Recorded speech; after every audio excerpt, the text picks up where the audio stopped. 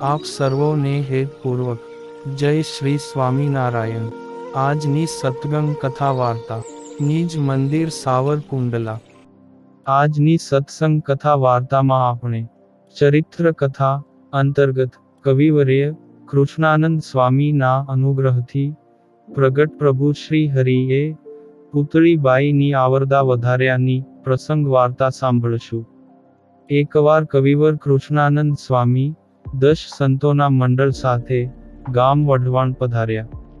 તે સમયે ગામના વણિક સ્ત્રી ભક્ત પુતળીબાઈ અતિશય માંદા થયા। તે શરીરમાં અંતસમો આવ્યો હોય એમ બહુ જ દુઃખ ને અસહ્ય વેદના થવા લાગી। એ દિવસે રાત્રિએ વઢવાણમાં સત્સંગ કરાવવા માટે આવેલા સદ્ગુરુ કૃષ્ણાનંદ સ્વામીને સ્વામિનારાયણ ભગવાને આવી દિવ્ય દર્શન આપ્યા।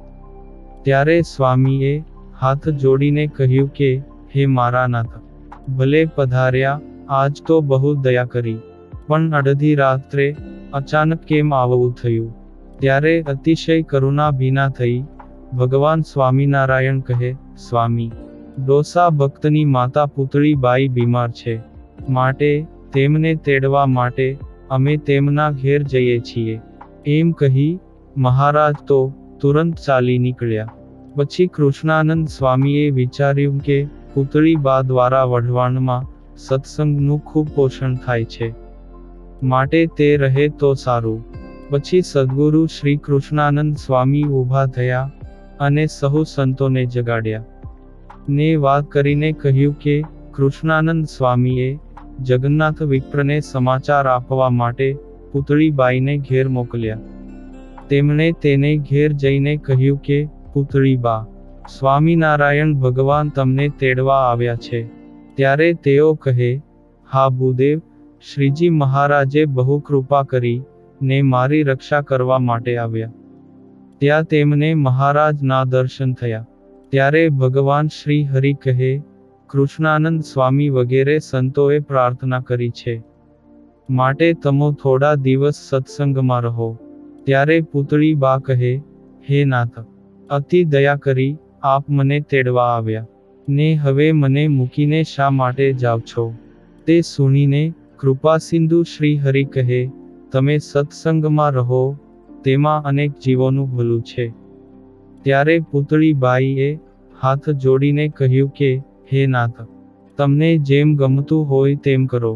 આવી રીતે કૃષ્ણાનંદ સ્વામીની પ્રાર્થના સાંભળીને સત્સંગના સમાસ માટે શ્રી હરિએ ભદ્રેશીના સુરચંદ શેઠના દીકરી ભક્તરાજ પુતળીબાઈની 16 વર્ષની આયુષ્ય લંબાવી દીધી। તેમના પુત્ર ડોસાભાઈએ કૃષ્ણાનંદ સ્વામીને ઉપરોક્ત હકીકત કહી હતી, અને તેમણે તે જ દિવસે પુતળીબાઈ તરફથી સંતોને રસોઈ આપી। પછી તો આ પુતળીબાઈ 16 વર્ષ સત્સંગમાં રહ્યા હતા। ત્યારબાદ સંવંત 1918માં સ્વામિનારાયણ ભગવાન ફરીવાર કૃષ્ણાનંદ સ્વામી વગેરે સંતોને સાથે લઈ આ પુતળીબાને તેડવા પધાર્યા હતા।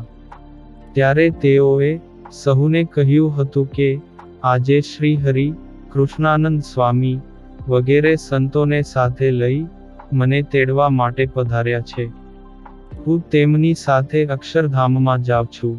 આમ કહીને સત્સંગમાં અનેક પ્રકારે સમાસ કરનારા અને અનેકને સત્સંગના રંગે રંગી રાખનારા આ પુતળીબાઈ સંવંત 1918 ચૈત્ર સુદ સાતમ તારીખ 21 એપ્રિલ 1862 ને સોમવારના દિવસે વઢવાણથી સ્વતંત્રપણે દેહ છોડી શ્રી હરિ સાથે અક્ષરધામમાં પધાર્યા।